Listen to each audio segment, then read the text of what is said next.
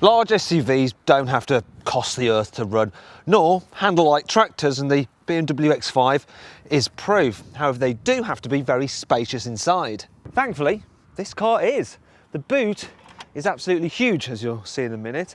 Plus, it's got a nice handy split tailgate, and that means you can slide items straight out.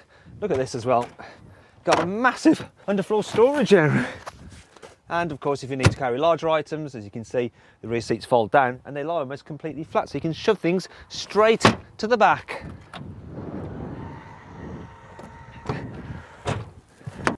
There's plenty of space here in the back as well. Just climb in. And look, I've got loads of knee and headroom. Plus, if you get the middle seats, not too big a deal.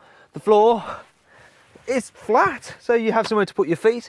If there's no one sitting here, you can always fold down that to use it as an armrest. You're probably thinking, where the heck am I going to put my can of Coke? Well, don't worry, because look, there's cup holders in the back of the headrest.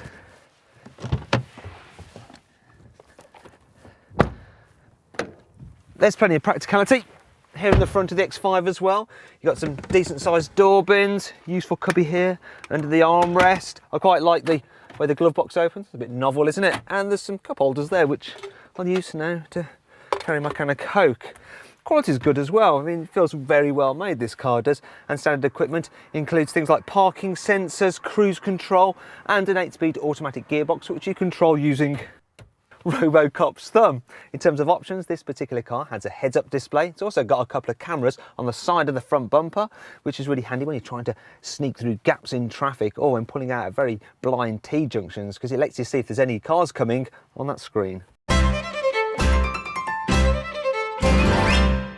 The X5 is available with a range of powerful engines, and the best bet is a 3-litre diesel in this xDrive 40D, as it will return almost 38 miles per gallon, yet can do 0 to 62 in just 6.6 seconds. This engine goes like absolute stink and hurries this heavy car along at quite an alarming rate, and it enables you to make the most of the X5's excellent chassis, because yes, while you do sit higher than in a normal car, that gives you a great view out, you never feel like you're driving on stilts, because there's hardly any body roll at all in corners. There's loads of grip. In fact, apart from the Porsche Cayenne, the X5 will pretty much humiliate every other large SUV on a twisty road. Quite a lot of saloon cars do. The X5 is also great to drive on the motorway. It feels totally planted at speed, the seats are comfortable, it's very quiet inside as well.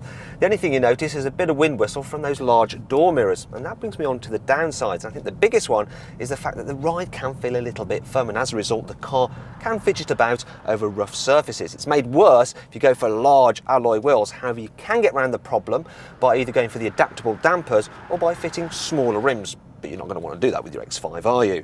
Also, another word of warning is if you're a footballer's wife, avoid the M Sport steering wheel, because you might find it a little bit too chunky for your dainty manicured hands. And while the X5 can cope with far more strenuous off-roading than most owners will ever dare to try, in case you're wondering, a Land Rover Discovery is more capable over serious terrain. You'll also be better off with a Disco if you want to carry 6 passengers regularly, because while you can get a 7-seat version of the X5, it's an optional extra, not as roomy in the back anyway. Also, the BMW is more expensive to buy than the Land Rover. That said, it's very desirable and will hold its value welcome resale time. Plus, if you want an SUV that doesn't feel like an SUV to drive, this BMW is a pretty safe bet.